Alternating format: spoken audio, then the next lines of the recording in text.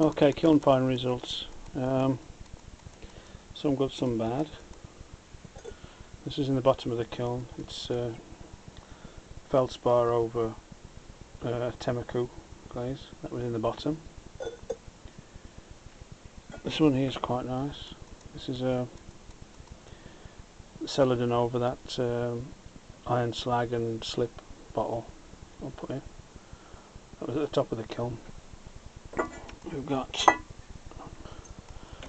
a nice Shino, nice orange. That problem I've got is I had a problem with my wadding.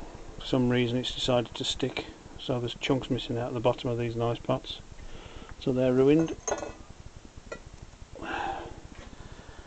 On there, that's quite a nice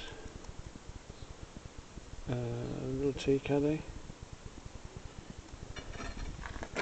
Those worked out okay. Some more celadon ones here. Someone was asking.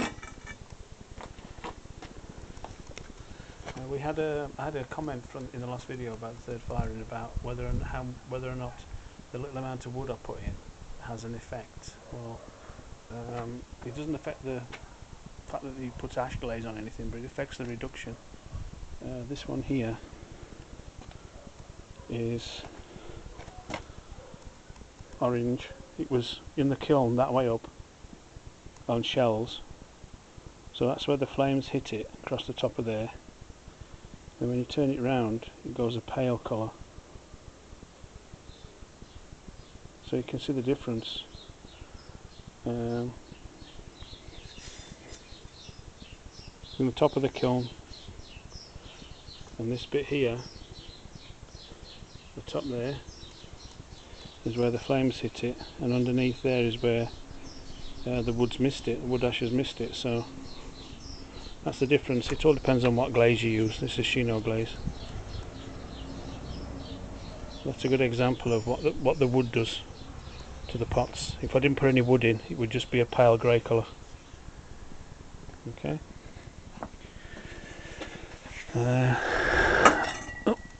Nice little bottle here. That's got the Temmaku with feldspar drizzled on it. Some on the back of it. The bottle's quite nice. I'm still, though, if you see in the bottom of there, I'm still getting a cold spot there. These are the pots out the bottom, and they're quite dry. They've melted and fluxed slightly.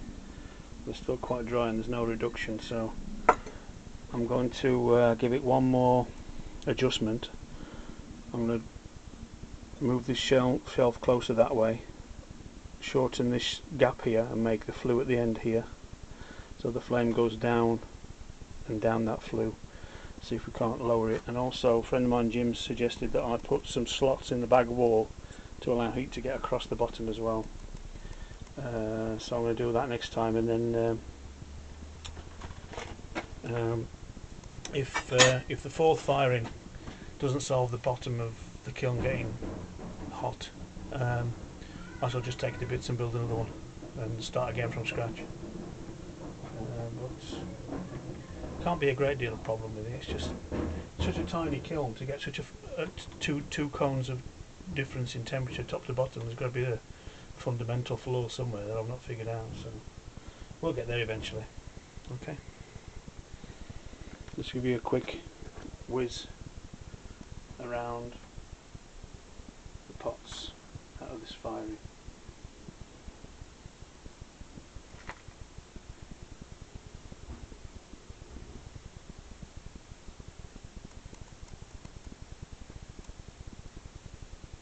A nice plate there.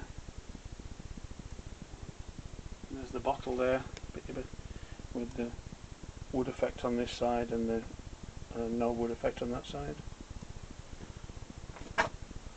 Tea caddies.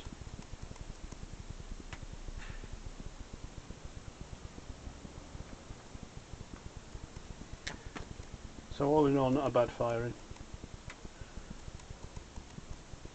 When I opened the kiln late last night and looked at the wadding stuck to the bottom of these pots.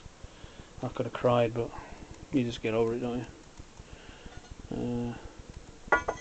Live and learn. That's quite a nice one.